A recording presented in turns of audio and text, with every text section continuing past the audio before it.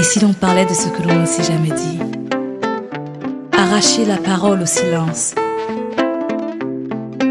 Alors que le soleil se lève sur le jardin de mes peurs, de l'ignorance.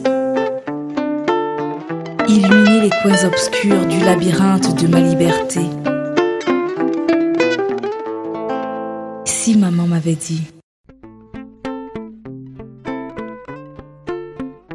Bonjour amis du jour, bonsoir amis du soir.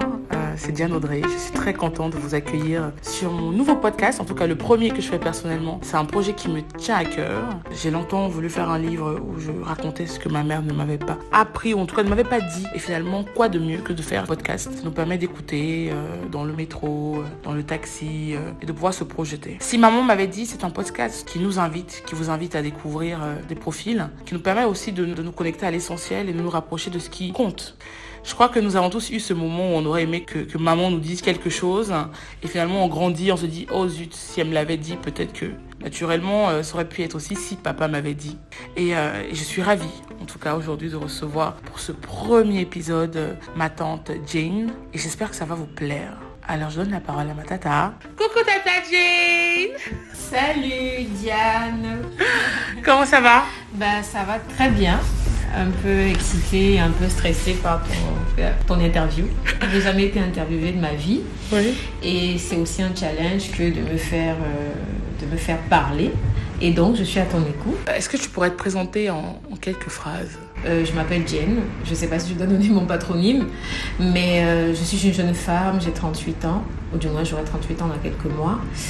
Et je suis extravertie, je crois. Je suis quelqu'un qui voit le soleil, les arbres, les oiseaux dès le réveil. Je suis du matin et je suis une femme attachante, entière. Dit-on que les vierges sont des personnes entières parce que je suis vierge. Et voilà, on se découvre. Et donc, j'ai beaucoup à partager sur ma vie, sur mon vécu.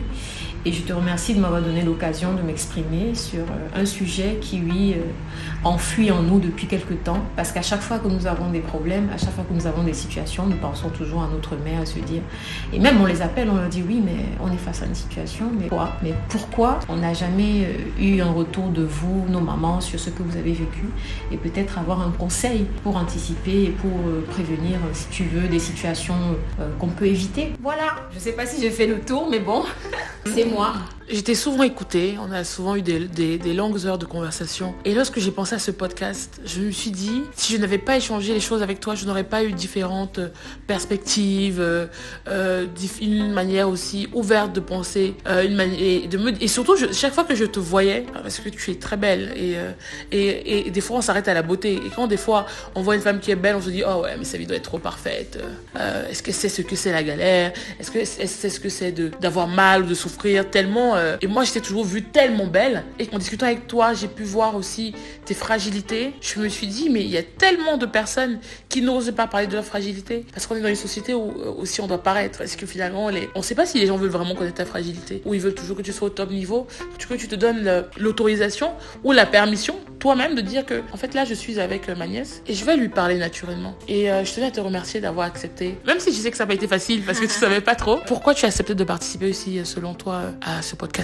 J'ai accepté parce que, premièrement, tu m'as approché et tu as réveillé des sujets qui, pour moi, je me disais que j'allais partager un jour avec quelqu'un qui me donnerait une audience ou qui me prêterait une bonne oreille pour raconter mon histoire. Ça a réveillé aussi des projets que j'avais en moi de créer des petites choses, des associations pour parler aux femmes, pour leur dire qu'elles n'étaient pas seules face à des situations que j'ai vécues qui sont d'ordre médical. Et pas seulement ça, parce que socialement aussi, on a des choses qui reviennent.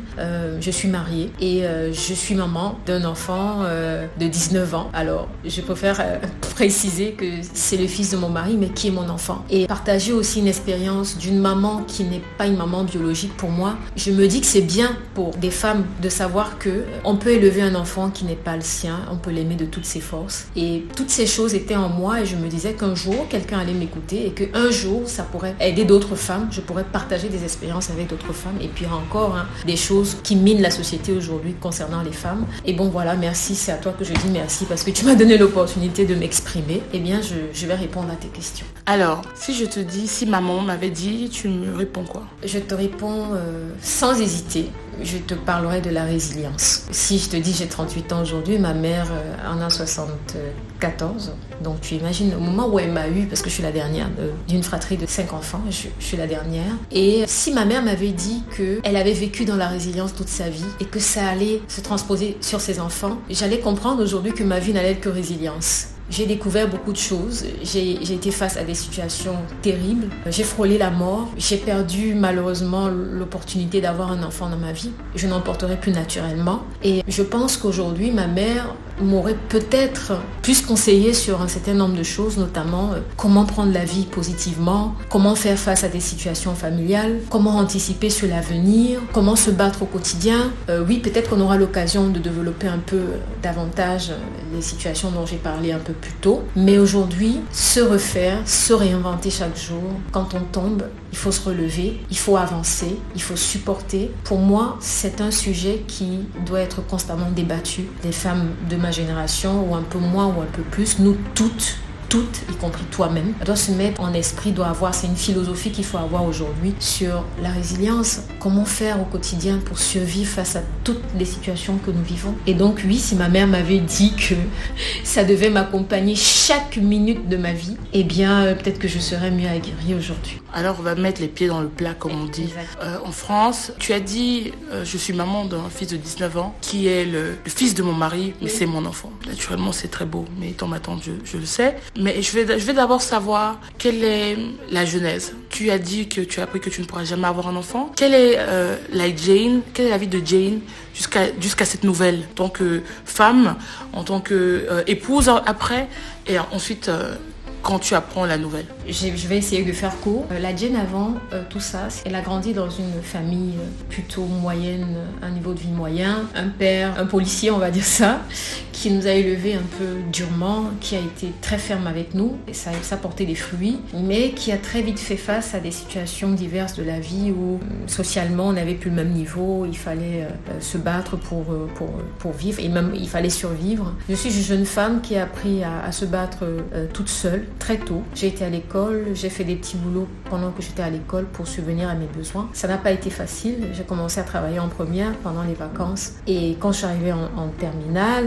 j'ai eu mon bac et puis j'ai fait des études et je travaillais en même temps pour pouvoir subvenir à mes besoins. Je suis une femme, j'ai très vite embrassé le mode professionnel, très vite fait face à des situations diverses. Et avant d'arriver au mariage, avant d'arriver à être maman d'un enfant qui n'est pas le mien, j'ai tenté d'avoir des enfants avant le mariage, mais je n'ai pas réussi parce que j'ai été très malade pendant de longues années. J'ai souffert d'une endométriose doublée d'une adénomiose qui m'a cassé mon existence pendant des années, où j'avais des difficultés à travailler, même dans mon développement de tous les jours avec mon conjoint à l'époque. C'était très très difficile et il fallait rester debout, il fallait continuer. Et donc j'ai rencontré mon mari dans ces conditions-là, qui a accepté mes douleurs, mes peurs, les nuits blanches, qui a accepté de se développer avec une femme qui n'avait peut-être pas un avenir maternel, parce que les médecins commençaient déjà à me dire que c'était une situation qui allait être très très compliquée pour moi. Et Dieu m'a envoyé un enfant, son fils, qui est mon enfant, que nous avons élevé ensemble. Ça n'a pas été évident parce que élever un enfant qui n'est pas le sien dans une société comme la nôtre où à la base les choses n'ont pas été faites correctement, c'est de dire oui, un enfant qui n'est pas né d'une mère biologique peut être son enfant. Et moi j'ai accepté la situation en l'élevant et à le faire grandir. Ça n'a pas été facile. Puis nous nous sommes mariés et puis après le mariage, j'ai intensément cherché à avoir un enfant que je n'ai pas eu. Au contraire, j'ai eu encore une multiplicité d'affections gynécologiques qui malheureusement ont abouti à on appelle ça médicalement, c'est une hystérectomie, donc une section de l'utérus. Donc résultat des courses, je ne peux plus porter d'enfant et psychologiquement ça m'a écrasée. J'ai eu le découragement de ma vie, je me suis demandé demandé si j'allais être heureuse après tout ce que j'avais eu comme nouvelles me concernant. Et je me suis dit, j'ai un enfant, même si c'est le seul qui pour moi à ce moment-là, même si je ne l'ai pas eu biologiquement, c'était mon enfant. C'est mon enfant, il est toujours, je l'aime beaucoup. Je me suis dit, c'est toujours de se dépasser. Cette résilience, c'est de recommencer, de rester dans la positivité, d'être optimiste. Et donc oui, il y a eu un passé, il y a eu le mariage, il y a eu mon fils. Et après, il y a eu la situation de je ne peux plus avoir d'enfant. Et il y a maintenant, l'après tout ça, où j'essaye de me développer. Peut-être qu'il y aura d'autres occasions, d'autres opportunités, je verrai. Mais j'ai décidé aujourd'hui de vivre mon amour avec mon mari, de vivre nos projets et tout ce que nous avons, tout ce que nous essayons de mettre en place. Je ne sais pas si j'ai répondu à ta question, mais de toute manière, on va continuer. Mais tu vas parler d'endométriose et d'une autre... Adénomiose. C'est quoi? Scientifiquement, c'est un peu compliqué à expliquer, mais ce sont des affections qui sont liées à l'utérus. Ce sont des masses qui poussent à l'intérieur et à l'extérieur de l'utérus et qui empêchent malheureusement le développement d'un fœtus et qui ont des réactions plutôt des saignements abondants, en caillot, pendant tout le cycle. On peut avoir des cycles longs, des cycles extra longs. C'est hyper compliqué. Les femmes qui souffrent d'endométriose et qui écouteront cette émission vont peut-être apporter plus d'explications. Moi, j'ai été traumatisée par ces affections-là et malheureusement, avec de l'errance médicale, je préfère appeler ça l'errance médicale parce que à force de voir des médecins, on n'est pas rassuré, on en voit 1, 2, 3, 4 et finalement, on finit par avoir des avis qui forcément ne résolvent pas le problème. Déjà, il y a beaucoup de femmes qui appellent ça la maladie silencieuse parce que pour beaucoup de personnes, les règles sont censées être douloureuses, mais c'est pas le cas en fait. Normalement, les règles sont pas censées être douloureuses. À quel moment tu as su que c'était ça que tu avais? Après une opération, parce que j'en ai eu une première en 2007 parce que j'ai un parcours médical un peu difficile. Après une opération, les médecins m'ont dit écoutez, vous avez des masses qui poussent dans l'endomètre et moi je comprenais pas ce chinois. Je me disais mais c'est quoi? J'ai souvent eu mes règles, mais c'est une maladie silencieuse, on n'en parle pas beaucoup. Beaucoup de femmes en souffrent au Cameroun. Et oui, c'est le mal de la femme noire. Ce sont les myomes, c'est l'endométriose. Je lui dis, mais j'entendais des myomes et des kystes, des fibromes, mais j'en ai entendu parler d'endométriose ou d'adénomiose même. Ils m'ont dit, effectivement, c'est un mal qu'on ne guérit pas forcément. On va calmer les douleurs. Il peut y avoir des ablations, des masses, mais il y a très peu de chances que l'utérus reste intact ou en forme après une ablation des masses ou des kystes. Et donc, je l'ai appris quelques années avant de me marier et ça a commencé à me miner la vie tous les jours. J'avais des règles qui duraient 2 semaines, 3 semaines. Il fallait travailler, j'avais des arrêts maladie à répétition. J'avais des caillots qui m'empêchaient de me lever, des douleurs atroces. Je prenais tellement des médicaments que ça me droguait même jusqu'à ce qu'un médecin me dise il n'y a plus de solution, il faut complètement arrêter le cycle pour qu'il n'y ait plus de production d'hormones. Et malheureusement, ce traitement a bouleversé toute ma vie, Un traitement qui, au lieu de stopper justement le développement des masses, il a fait l'effet inverse. Il y a eu un trop d'hormones, une dose d'hormones dans mon utérus. Et malheureusement, tout ça a pris une grosse forme, ça a pris de la place. J'avais un abdomen d'une femme enceinte, d'une grossesse de 6 mois et demi. Et malheureusement, quand tout ça prend de l'espace là-dedans, d'autres organes sont affectés. Et donc, j'ai eu un pluritraumatisme et j'ai eu par ailleurs une thrombose veineuse profonde de la jambe gauche qui m'a pratiquement paralysée pendant quelques mois. Et avec des anticoagulants, je me suis remise tout doucement. J'en porte encore les séquelles jusqu'à aujourd'hui, mais c'est de dire en même temps aux femmes d'être très attentives à ce qui leur arrive, d'être prévenantes et de beaucoup parler aux médecins. Et voilà, donc aujourd'hui, on développe.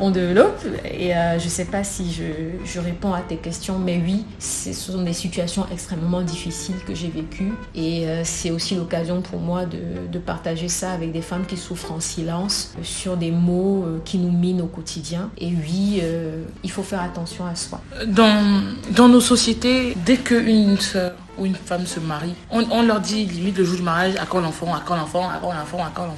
Bon, au début, tu es avec un garçon, un monsieur, enfin un garçon à l'époque, un jeune homme qui est toujours jeune. Il ne faudrait pas que mon tonton estime qui est toujours jeune.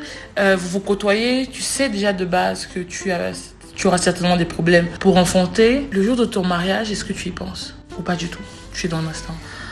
On y pense forcément parce qu'on est dans une société directive où on a déjà eu des messages. La belle-mère qui dit oui, j'espère qu'elle va accoucher. Propre mère qui s'inquiète, elle me dit ah ma pauvre. Vous savez, elles ont encore les mamans des mamans d'avant qui disent oui, mais une bonne femme qui va en mariage peut avoir des enfants. Et oui, l'entourage qui dit oui, mais est-ce qu'elle va avoir? Mais j'écoutais pas beaucoup l'entourage. Je m'écoutais moi-même parce que je savais ce que je vivais. J'avais mes douleurs, j'avais mes problèmes, je savais que j'allais les résoudre. Et il ne faut pas oublier parce que toute la force que j'ai eue, c'est grâce à mon mari. Oui, mais comment il réagissait justement?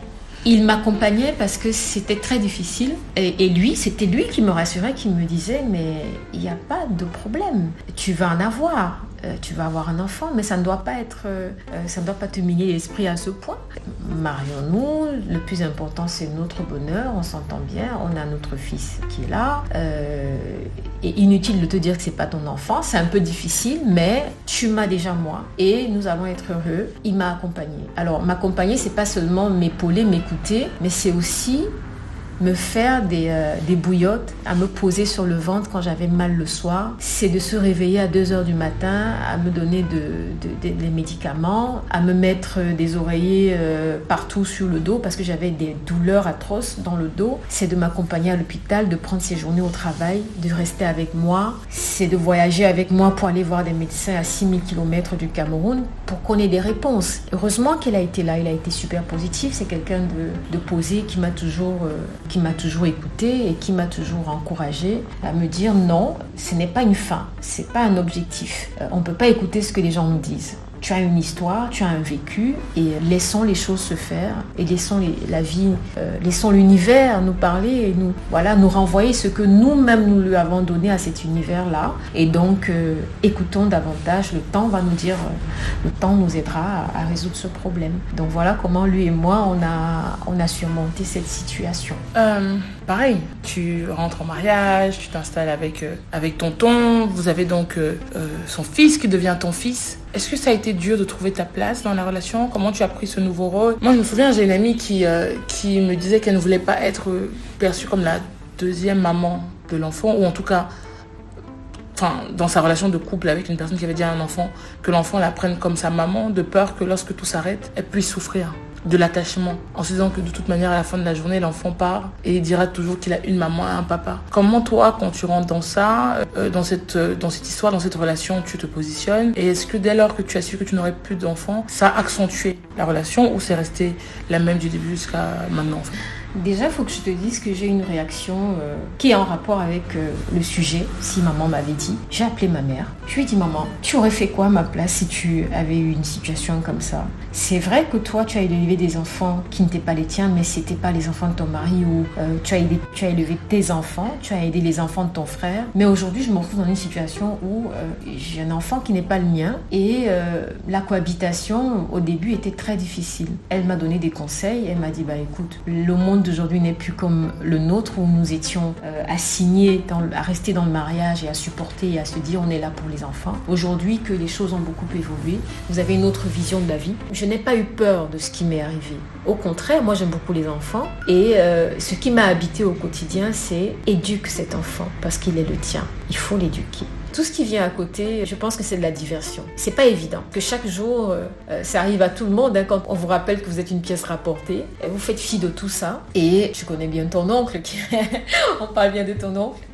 Et son fils qui, pour moi, a beaucoup de caractère, m'a donné aussi du travail pour moi-même. C'était de me challenger, de savoir comment moi j'allais pouvoir gérer, si j'allais avoir le recul nécessaire, si j'allais avoir la force nécessaire, le tact, la patience, parce que c'est un exercice, c'est un très très bel exercice que j'ai eu. Ça m'a forgé, ça m'a remis, je me suis remise énormément en question sur comment j'allais prendre les situations de la vie. Et bien cet exercice m'a permis par ailleurs de gérer pas mal de situations. Je n'ai pas eu peur de la suite. Pour moi, sur le moment, c'était de dire je dois l'élever. C'est mon rôle, c'est l'obligation. J'ai une obligation de l'élever parce que c'est le fils de mon mari, c'est mon fils. Et oui, j'avais peur que nos relations se détériorent avec le temps, mais je suis restée la mère au lieu de rester l'épouse de son père.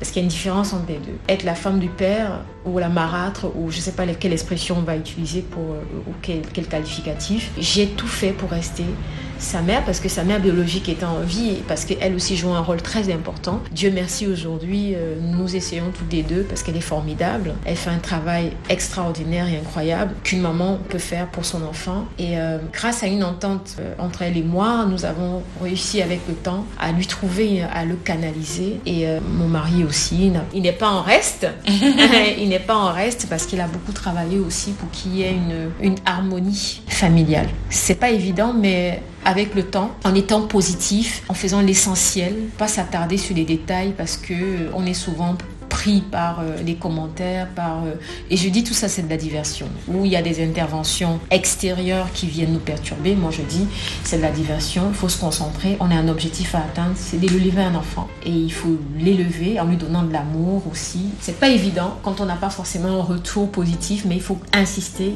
il faut y aller, et puis avec le temps les choses finissent par s'adoucir, quoi. Qu'est-ce que tu dirais à une personne aujourd'hui qui ne sait pas si elle peut se mettre avec une personne qui a un enfant? D'ailleurs, je pense même que dans les deux sens, un homme et une femme, qu'est-ce que tu leur dirais, qu'est-ce que tu leur donnerais comme conseil, si tu peux donner un conseil par rapport à ton expérience? Déjà, la première des choses qui fait souvent peur, c'est le partenaire. Quand l'homme qui se met avec une femme qui a un enfant a peur que le papa soit toujours présent, la femme qui se met avec un homme a peur que la maman soit toujours présente. Ton expérience, qu'est-ce que tu dis déjà de ça? Et ensuite, quel serait ton conseil? De mon expérience, ce que je note, c'est que je me suis toujours mis en esprit que je pourrais avoir toutes sortes de situations dans ma vie. J'ai rencontré un homme qui était déjà père, et c'est de prendre les choses telles qu'elles viennent, de donner le meilleur de soi pour le bien de la communauté, pour la stabilité familiale. Après, ça dépend de comment on a été élevé, comment on a été éduqué, ce que nous avons reçu comme base de nos parents, parce que c'est tout par des parents. Comme je te le dis souvent dans nos longues conversations, pour comprendre quelqu'un, il faut savoir comment il a vécu, il faut connaître la genèse des causes profondes. Et oui, moi, j'ai grandi dans un environnement très familial, où il y avait de l'amour, il y avait de l'ambiance, les cousins et les cousines qui vivaient sous le même toit, les neveux qui arrivaient et que nous adorions, que nous aimons jouer avec eux. J'avais déjà une fibre maternelle, je la voyais. Et donc, il ne faut pas se mettre des préjugés, il ne faut pas avoir des a priori, parce qu'on ne sait pas ce qui va venir en face. Et il faut d'abord essayer de comprendre pourquoi cet enfant est né de façon...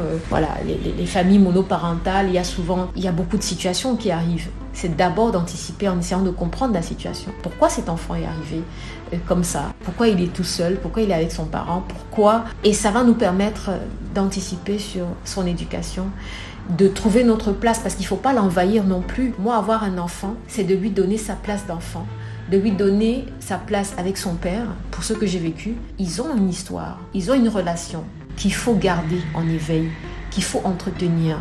Parce que un père et son enfant, parce que dit-on, les mères et leurs garçons, c'est une fusion, et les pères et leurs filles. Moi, j'ai vécu avec un homme qui était avec son fils. J'ai bien vu qu'ils avaient une relation très très particulière, parce que c'était son fils se considérait comme son ami, considérait son père comme son ami, et il pensait qu'il y avait une autre amie qui était venue arracher son père. C'est très marrant, et c'est en fait pour moi de leur donner la place. Il faut leur donner la place qu'ils méritent. Ce sont des enfants. Et l'enfant aime son parent. L'enfant, et puis ça dépend de ce qu'on lui a dit aussi, sur le parent que lui va rencontrer, son autre parent. Mais pour le rôle qui est le nôtre, pour ce qui me concerne, moi, c'est d'accepter la situation, de comprendre pourquoi on en est arrivé là, avant de mener son action en tant que parent adoptif ou un parent. En anglais, les gens disent bonus father. Voilà. Et donc, le conseil que je veux donner à celui qui tend, ou alors à des personnes qui vont avoir ce genre de situation, il ne faut pas se braquer, parce que nous ne savons pas ce qui va nous arriver demain. Quand cet enfant est arrivé dans ma vie, je ne savais pas que je n'allais pas en avoir du tout. Alors j'ai profité sans attendre, sans savoir que je n'en allais plus en avoir. Et à la fin, j'ai remercié Dieu, parce que je suis croyante, je suis chrétienne catholique. J'ai remercié Dieu de m'avoir donné cet enfant, parce qu'il m'a permis d'être mère. Alors, au lieu de dire « Ah, j'ai jamais porté un enfant », je dis « Eh bien, écoutez, les gens, je suis maman d'ado. Je suis une maman d'adolescent. Je suis très fière de le dire. J'ai eu 10 bonnes années dans ma vie. Ça a été des années extraordinaires. Des rires, des pleurs, des incertitudes. J'appelais ma mère tout le temps. Tout le temps, je lui disais « Mais c'est pas possible. Comment peut-on vivre des choses aussi horribles et difficiles aujourd'hui ?» Et elle me trouvait une espérance. explications à chaque fois et me dire la vie n'est pas comme tu penses. C'est des challenges au quotidien, il faut se battre. Quand tu disais oui, mais la vie est dure, hein, tu sais. Mais c'est ça, ce sont des situations qui nous remettent en question, qui vont chercher loin, loin, loin dans nous. Moi, je n'ai pas eu besoin de taper pas eu de faire de la boxe ou alors d'aller me défouler quelque part. Eh bien, j'avais mon exutoire, c'était moi-même, c'était de me parler, c'était de me dire voilà les situations de la vie. Voici les difficultés qui sont tiennes, il faut faire face à celui ou celle qui a un enfant qui n'est pas le sien, à celui ou celle qui va avoir un enfant qui n'est pas le sien. C'est votre enfant. Je vais ouvrir une parenthèse, je pense que nous avons parlé. Un prêtre, pendant la préparation de mon mariage, m'avait dit si Marie a enfanté du Saint-Esprit, qui d'autre, qui sommes-nous pour douter de la maternité d'une femme? Nous ne sommes personne, parce que Jésus est arrivé, il est venu du Saint-Esprit. Elle a enfanté de cet enfant-là. Et personne, depuis des milliers d'années, des millions de générations aujourd'hui, personne n'a discuté cette conviction. Pour ceux qui sont catholiques, ils vont comprendre. Je veux pas être trop dans le monde chrétien parce que je parle et je suis sûre qu'il y a beaucoup de personnes d'obédience qui vont comprendre l'essentiel de mon message, c'est de dire que nous n'avons pas discuté cette présence, cet enfant de Marie. Et il m'avait dit, personne ne va discuter, personne ne doit discuter le fait que tu as un enfant qui n'est pas le tien biologiquement. Voilà ma conviction, c'est de dire, c'est votre enfant. Pour cette question-là, j'ai une conviction très ferme, c'est de conseiller à ceux qui ont cette situation de rester zen, de prendre les choses, d'être positif. Et si vous avez un enfant qui n'est pas votre enfant biologique, aimez-le comme si c'était le vôtre, tout simplement. Ces conseils que tu donnes, c'est ce que tu aurais aimé que ta mère te dise? Exactement. Parce que ma mère, nos mamans, la mienne particulièrement, elle me l'a dit pour ce que j'ai vu, parce que c'est vrai que j'étais très jeune. Elle m'a dit, ma fille, il faut supporter. Elles ont beaucoup dit ça à mes frères, à mes sœurs, mais j'ai beaucoup entendu ça. Ma mère, ma grand-mère dire, il faut supporter ma fille. C'était toujours ça, la chanson. Il faut supporter parce qu'en fait, elles supportaient des situations. Et bien, nos mamans avaient appris que nos papas avaient des enfants. Moi, j'ai des frères consanguins que j'ai connus bien, bien longtemps dans ma vie. Mes frères aînés, mes frères, que j'ai connus bien après. Et de découvrir que ma mère était au courant, qu'elle ne disait absolument rien. Nous trouvions ça absurde. De savoir que son mari avait eu des enfants, avait eu des relations extra-conjugales, parce qu'il était marié, avec des femmes, et avec qui il avait eu des enfants, et qu'elle ne disait absolument rien, et qu'elles acceptaient cette situation. Les choses sont différentes aujourd'hui, et moi, ce que je donne comme conseil, c'est vrai que ma mère m'avait dit, ma fille, il faut supporter, tu sais, nous, on a supporté, mais en silence. C'est qu'il faut parler, il faut partager les expériences. Elles ont souffert en silence sans nous dire ce qu'il fallait. Ça aurait pu nous aider aujourd'hui à anticiper sur ce que nous vivons au quotidien. Elles ont souffert en silence, elles ont supporté, elles ont été maltraitées, mais elles ont supporté sans le dire. Aujourd'hui, moi je demande conseil à ma mère. Oui, je demande conseil à ma mère quand ça ne va pas. Même au travail, elle ne comprend rien de ce que je fais au boulot. Mais parce que c'est très philosophique et que l'instinct maternel va surgir et elle va me dire non, elle va me donner un conseil. Elle va toujours me donner un conseil. Dieu merci, elle est encore là et j'en profite bien. Aujourd'hui, tu prends la parole. Oui. Il y a des personnes que tu connais certainement ou qui te croisent. Tout à fait. Qui vont écouter. Oui. 38 ans, c'est tellement jeune. Est-ce qu'aujourd'hui, tu penses que tu acceptes le fait que tu ne porteras pas, en tout cas, un bébé dans ton ventre? Ou c'est up and down? Ou finalement, il y a des moments où ça va, il y a des moments où c'est un peu plus dur? C'est une très bonne question parce que on a déjà la réponse. Aujourd'hui, je parle. Tu me tends un micro et je m'exprime. Ce que je ne pouvais pas faire il y a quelques mois, quand j'étais encore convalescente. Ce que je ne pouvais pas faire quand la famille venait curieusement. Parce que quelquefois, il y a des curiosités malsaines. Oui, mais qu'est-ce qu'elle a dans le ventre? Est-ce qu'elle ne peut pas avoir d'enfant? Tout ça. Avant, j'allais dire non, c'est pas le moment. Où aujourd'hui, j'assume pleinement. C'est pour ça que je m'exprime ouvertement sur ce que je vis. Parce que ce n'est plus, pour moi, ce n'est plus un mystère. Et c'est de dire qu'on peut vivre malgré tout ce qui nous arrive. Qui sait, peut-être que ça nous était destiné. Peut-être que c'est ça ma destinée. Peut-être que je suis appelée à vivre comme ça.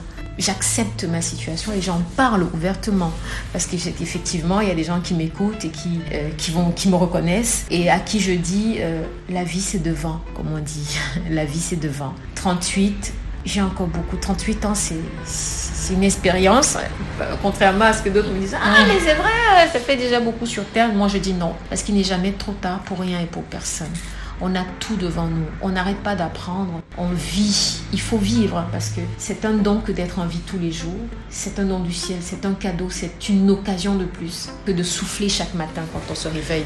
En France, en Espagne, en Belgique, aux États-Unis, les gens font appel à des mères porteuses. Tu n'y as jamais pensé? On m'en a parlé ici pendant le suivi médical, pendant ma convalescence, parce qu'il faut que je rappelle que je suis toujours sous traitement parce que j'ai une thrombose veineuse profonde. C'est une affection aussi qui touche les veines.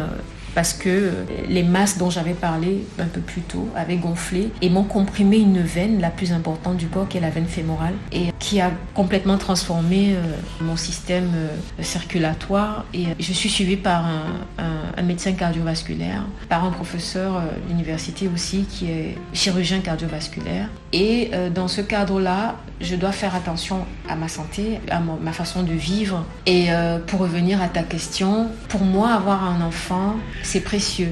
Ça se prépare. Ça demande de la préparation psychologique. L'assistance ou alors la gestation pour autrui, pour moi, c'est une solution. On m'en a beaucoup parlé. Mais je suis sincère. Je préfère te dire que je ne suis pas prête. Même si, au Cameroun, déjà, c'est illégal.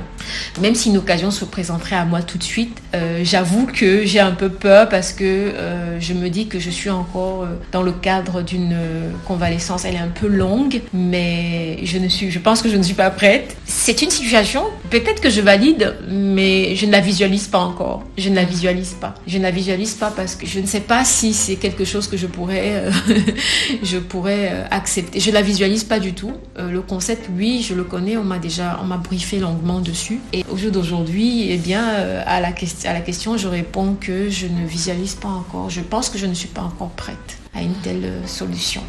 D'accord. Lorsque tu te mets avec tonton Félix, tu sais que tu as des problèmes, mais tu peux avoir des enfants. Sur le principe, c'est ça pour tous les deux. Oui. Qu'est-ce qui fait qu'il y a quelques mois, en apprenant la nouvelle, vous soyez encore ensemble? Parce que dans beaucoup de cas, dans notre environnement, ça se gâte, on se sépare. Mais quand je vous observe, j'ai l'impression que cette histoire aussi vous a rapprochés. Enfin, j'ai l'impression qu'il y a eu une sorte de force entre vous qui fait que vous êtes ensemble contre le reste du monde. Comment tu l'expliques ? C'est la force des choses, et ce que je disais, l'univers nous renvoie à ce que nous-mêmes donnons, nous lui renvoyons. Si c'est du négatif, c'est le négatif qui nous retournera, parce que nous sommes des personnes positives, qu'aujourd'hui, ces situations ont été transformées en opportunités pour nous. Je vais aussi un peu rappeler pour ceux qui vont écouter, les auditeurs, que cette situation, ou alors la nouvelle, je l'apprends au moment où lui-même a fait un accident qui a fallu être mortel. Nous vivions des moments extrêmement difficiles, parce que lui-même immobilisé, un accident qui l'a cloué pendant des mois. Il a eu des fractures, des problèmes de nerfs, des arthroses. Dans l'incertitude totale, nous étions dit que nous étions perdus complètement, tous les deux. Et par la force des choses, parce que je suis croyante, Dieu nous a ramenés à la vie. Et c'était pour moi l'occasion de vivre notre vie. J'ai pensé au passé, à tout ce que j'ai eu, tout ce que j'ai pas eu, à toutes ces batailles, et je me suis dit en un jour, parce que tout ça s'est passé très très vite, tout notre monde allait s'écrouler, et je me suis dit non. Nous sommes dit non, nous avons des choses à faire, nous avons des opportunités à saisir, nous avons une vie à vivre. Eh bien absolument, ça nous a rapprochés beaucoup. Nous sommes soudés comme un fer. Toutes ces situations, effectivement, nous ont forgés. Ça a donné un coup de punch, mais c'est un gros coup de force à notre mental. Côté familial aussi, je pense que ça a renforcé des liens, beaucoup. Je dis merci d'ailleurs à toute ma famille, toutes nos familles qui nous ont vachement accompagnés pendant ces périodes difficiles. Ça a renforcé non seulement notre amour, mais les relations que nous avons avec nos familles, nos différentes familles. Et ce n'est qu'une combinaison gagnante aujourd'hui. C'est d'évoluer, et pour moi, j'espère que ce petit témoignage va donner aussi un coup de force à celles qui souffrent en silence ou à ceux qui souffrent en silence. N'oublions pas que l'objectif, c'est de parler de nos mères qui auraient pu nous donner beaucoup de conseils. Pour moi, pour ce qui me concerne, c'est de dire que la vie vaut la peine d'être vécue. C'est très important. Vivez votre amour. À toi, je te donne un souffle d'onde positive pour que tu rencontres aussi cette même énergie, c'est de dire qu'on n'obtient pas les choses facilement. J'en ai la preuve, je suis la preuve vivante. Aujourd'hui, c'est de dire, oui, j'ai tant voulu avoir des choses dans ma vie. J'ai demandé à celui qui est là-haut, que j'appelle le Père, à notre Père, de m'accompagner au quotidien, de me donner tellement de bonté et d'avantages. Et je pense que lui, en retour, m'a dit, oui, tu auras ce que tu veux, mais tu ne les auras pas facilement. Toutes ces choses qui nous sont arrivées, eh bien, ça faisait partie du parcours. C'est ça ma philosophie. Et c'est pour ça qu'on est soudés. Et j'espère, je touche du bois, que nous allons continuer à affronter tout ce qui nous attend avec la même énergie. Avant de clôturer, il me reste 3 questions. La première question, c'est de savoir comment, en tant que femme, tu as réappris à t'aimer. Ton corps, ton body language, ta confiance, après toutes ces choses. Je faisais un exercice très marrant. Je me regardais en photo quand j'étais malade. J'avais perdu 12 kilos. J'étais l'homme de moi-même. Je faisais un comparatif entre ma période maladique. Je m'amuse toujours à dire ça, que j'ai été une période maladique. Je me comparais, je regardais des photos d'avant, des photos pendant la maladie. Et je me regarde aujourd'hui. Mon Dieu, qu'est-ce que je me trouve bien. J'ai repris des kilos. À chaque fois que je mange, et ce qui n'est pas bien, parce que quand on mange et on culpabilise, on se dit on mange trop, on ne fait pas attention. Je repense toujours à ce moment où j'étais entre la vie et la mort. Je repense à ce petit moment de doute. J'ai eu des doutes sur mon existence, sur la présence de Dieu quand j'étais à 5 de tension pendant ma crise en réanimation. Oui, 5 de tension, mais j'étais consciente. J'avais un peu de force, j'étais consciente et j'ai repensé à ces petits moments-là. J'ai pensé à quand j'ai vu mon mari complètement cassé avec des plâtres, des minerves rigides, ne pouvant pas bouger et me dire j'allais le perdre pour toujours. Quand je repense à tout ça, je suis obligée de m'aimer parce que c'est une gratitude que d'être là. Je suis obligée de m'aimer, de m'accepter telle que je suis. Toute la positivité que j'avais pendant ces événements, je la remets aujourd'hui en moi. Et je l'ai transformée en opportunité. Je m'aime. J'ai engagé pas mal de chantiers dans ma vie. Pour moi-même, pour mon couple, pour beaucoup de choses autour de moi. Et il me faut de la force. Il me faut de la vitalité pour travailler, aboutir à tout ce que je me suis donné comme objectif. J'accepte mon nouveau corps. Il est coupé de partout, mais je l'aime. J'accepte de marcher avec des contentions médicales sous la chaleur extrême de Douala parce que je dois travailler sur le retour veineux et je suis obligée de porter des bas de contention pour ma guérison. J'ai accepté cette situation que de changer de style vestimentaire parce que je porte des bas de contention. Je n'ai pas de honte, je n'ai pas de complexe parce que je sais d'où je viens. J'aurais été morte, je serais partie, que tout ça n'aurait pas compté du tout. Ça n'aurait pas eu d'importance pour moi. En 5 secondes, j'ai failli mourir et en quelques minutes, de formidables médecins, par la force de Dieu, m'ont ramenée à la vie. Et je profite de cette opportunité que Dieu m'a donnée et je prends tout ce que j'ai et je rends ça très positif. Voilà. Merci. La deuxième question, c'est, on a parlé donc de ton fils, de ta maman, de ton mari. Qu'est-ce que tu aurais aimé que ta belle-mère te dise sur tout ce que tu as vécu? C'est vrai que de la belle-mère, on ne pense pas toujours à quelque chose. Mais... Parce qu'une belle-mère, c'est souvent censé être en tout cas une deuxième maman. C'est une deuxième maman. Peut-être pas qu'elle me dise, mais j'aurais aimé l'avoir en présence physique. Malheureusement, parce qu'elle ne vit pas beaucoup à côté de nous, je ne l'ai pas toujours eu à côté de moi. Mais c'est une femme que j'adore, je l'aime beaucoup. J'aurais aimé qu'elle soit là, qu'elle touche du doigt ce que je vivais et qu'elle s'occupe de moi. Voilà ce que j'aurais aimé, par exemple. Les relations que nous avons ne sont peut-être pas aussi... On ne sommes pas aussi proches que je le suis avec ma mère, parce que je pense aussi que c'est une distance. Hein. Géographiquement, on n'est pas dans le même... nous ne sommes pas dans les mêmes ville et puis c'est ça qui nous éloigne aussi un peu, mais j'aurais aimé qu'elle soit là physiquement, qu'elle soit là tous les jours, comme vous voyez, comme une belle-mère qui vient s'occuper de sa belle-fille, qui la lave, qui la nettoie, mais malheureusement elle n'a pas été là et puis elle a un certain âge aussi et puis elle a une petite maladie de vieille et c'est ce que j'aurais souhaité avoir à ce moment-là. Si aujourd'hui tu avais, parce que tu auras certainement une fille, tu lui dirais quoi? Je lui dirais à ma fille que ce sont les femmes qui font le monde.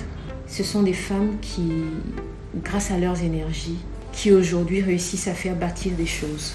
Je le dis parce que je suis très spirituelle et un ministre de Dieu m'avait dit « La femme, c'est par la femme qu'il y a un certain nombre d'énergie qui rentre dans la maison du couple. C'est par la femme que la spiritualité s'assoit. C'est elle qui fait asseoir une certaine spiritualité.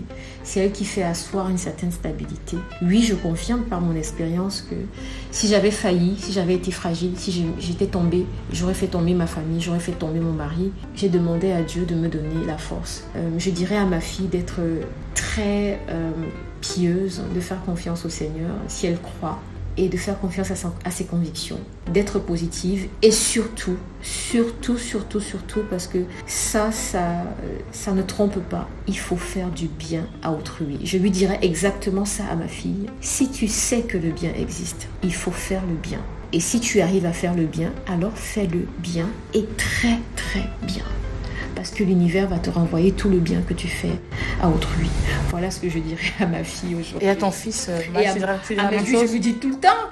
Je lui parle durement parce que c'est un mec qui a besoin, c'est un gars qui a besoin d'être poussé aussi. C'est ça, ce sont les adolescents, c'est normal. Et j'ai pas arrêté de lui dire ça. De tout le temps qu'on a vécu ensemble, tous les jours, je lui disais, t'es un vrai gars. Et un vrai mec doit être bien, doit être costaud, il doit jouer un rôle de gars, on a parlé comme des amis, et je lui ai toujours dit, il faut être attentif, il faut écouter, il faut faire du bien à autrui, il faut être présent pour les autres. Je suis sûre qu'un jour il m'entendra dire ça.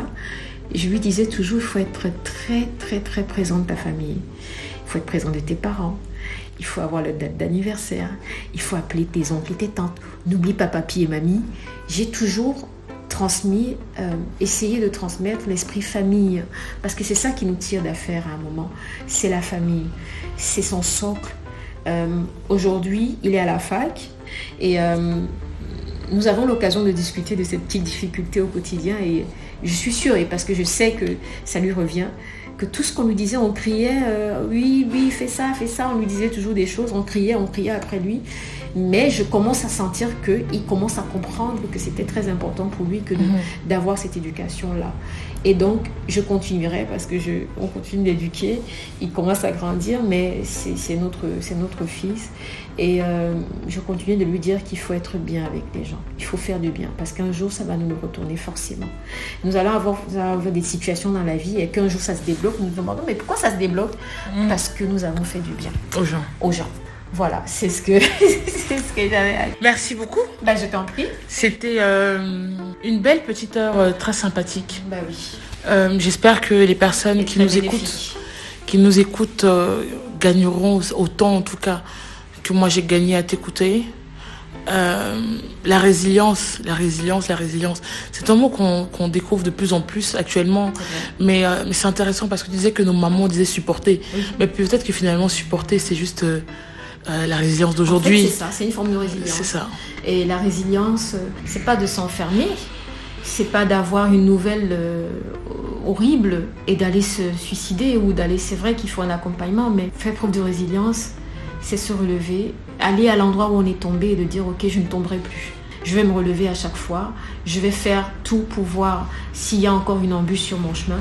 C'est ça la résilience. C'est de dire à la personne qui nous a tirés vers le bas que nous allons réussir. C'est d'aller vers cette personne positivement, avec l'assurance et de dire je suis debout, j'ai réussi, je vais avancer. C'est de dire à cette maladie qui emmerde les femmes, à toutes celles qui souffrent d'endométriose, d'adénomyose et toutes ces affections, il faut leur dire que vous voulez vivre à ces maladies, il faut leur parler. Nous allons vivre, nous allons nous relever, nous allons avoir des enfants qui nous viendront du ciel. Nous allons avoir des situations, des choses vont se présenter à nous, c'est ça. Pour moi qui parle, Jen, c'est ça ma résilience. C'est d'exister malgré tout, d'être là et d'accompagner mon mari et tous ceux qui m'entourent aujourd'hui. Merci. Je t'en prie. Chers auditeurs, nous voilà à la fin du premier épisode de Si Maman m'avait dit, en compagnie de ma tante Jane, la première à m'avoir dit oui. J'espère que ces mots, son histoire, ses sourires, ses doutes, et vous ne l'avez pas vu, mais elle était très émotive aussi, vous apporteront un peu de lumière, en tout cas dans votre vie ou dans vos expériences. N'hésitez surtout pas à nous donner vos feedbacks via notre compte Instagram, c'est assez simple, c'est Si Maman m'avait dit, ou en commentaire via les réseaux sociaux en utilisant notre hashtag aussi pareil, si maman m'avait dit. D'ici là, je vous souhaite plein de bonnes choses et on se donne rendez-vous dans 2 semaines. Et j'ai déjà hâte de vous présenter mon prochain invité. Et dans 2 semaines, c'est le 19 mars. Voilà, ciao.